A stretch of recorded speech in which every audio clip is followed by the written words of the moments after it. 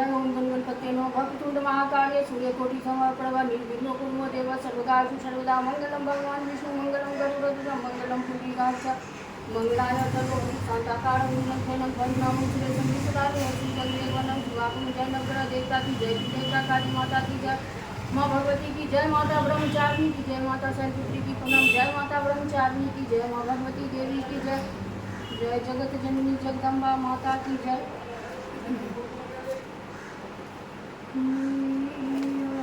जय जय माता ब्रह्मचारिणी की जय। हे माँ दूसरा अध्याय का पाठ करो छी।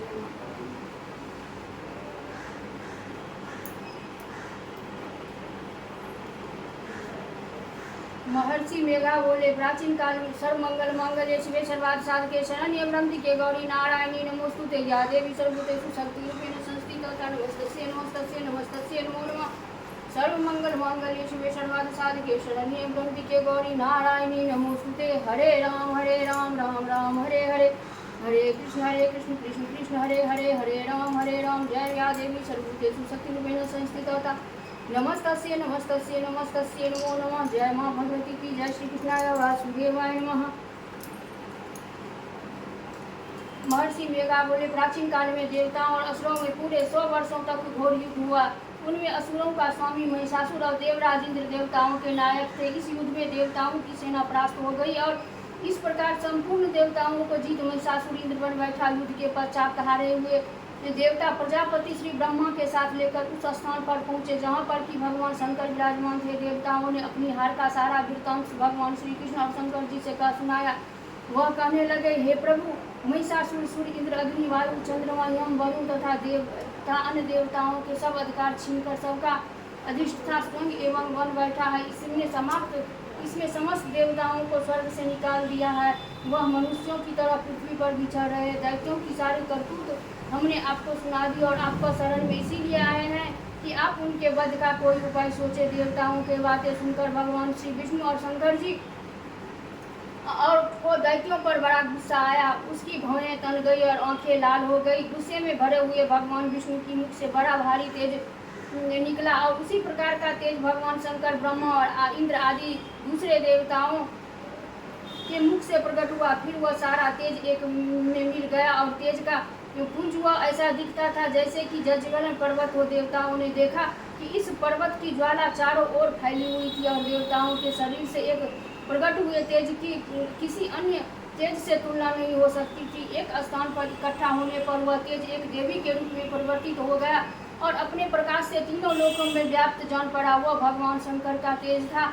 इससे देवी का मुख प्रकट हुआ। यमराज के तेज से उसके शरीर के बाल बने। भगवान श्री कृष्ण की तेज से उनकी भुजाएं बनी। चंद्रमा के तेज से दोनों स्तन और इंद्र के तेज से जंघा और पिंडली तथा पृथ्वी के तेज से नितंब भाग बना। ब्रह्मा के तेज से दोनों चरण और सूर्य के तेज से उनकी उंगलियां पैदा हुई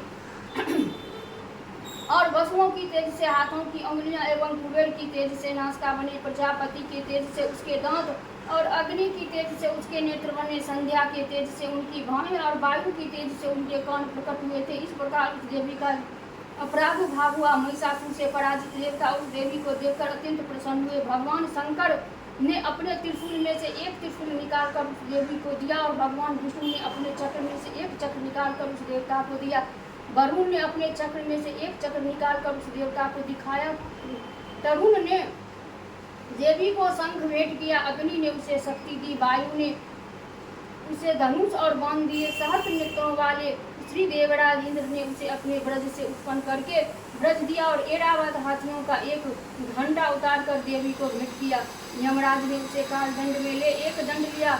वरुण ने उसे पाल दिया और प्रजापति ने स्तुति की माला दी और ब्रह्मा जी ने उसे कमंडल दिया। सूर्य ने देवी के समस्त रोमों में वह अपनी किरणों का तेज भर दिया। काल ने उसे चमकते हुए ढाल और तलवार दी तथा उज्ज्वल हार और दिव्य वस्त्र उसे भेंट दिए। उसके साथ ही उसने दिव्य चूड़ामणि दी। 2 कुंडल कंकन उज्ज्वल अग्रचंद्र बाहों के लिए बाजूबंद, चरणों के लिए नूपुर, गले के लिए सुंदर अंगुली और उंगलियों के लिए स्तनों रत्नों की बनी हुई अंगूठियां दी। विश्वकर्मा ने उनको खर्चा दिया और उसके साथ ही इस प्रकार के अस्त्र और अभेद्य कवच दिए और उसके अतिरिक्त उसने उसे कभी न कुमलाने वाले सुंदर कमलों की मालाएं भेंट की। समुद्र ने सुंदर कमल का फूल भेंट किया, हिमालय ने सवारी के लिए और सिंह और तरह तरह के रत्न देवी को भेंट किए। यक्षराज कुबेर ने मधु से भरा हुआ पात्र और शेषनाग ने उन्हें बहुमूल्य मनुओं से विभूषित नागहार भेंट किया। इसी तरह दूसरे देवताओं ने भी उसे आभूषण और अस्त्र शस्त्र कर उनका सम्मान किया। उसके पश्चात देवी ने उच्च स्वर से गर्जना की। उसने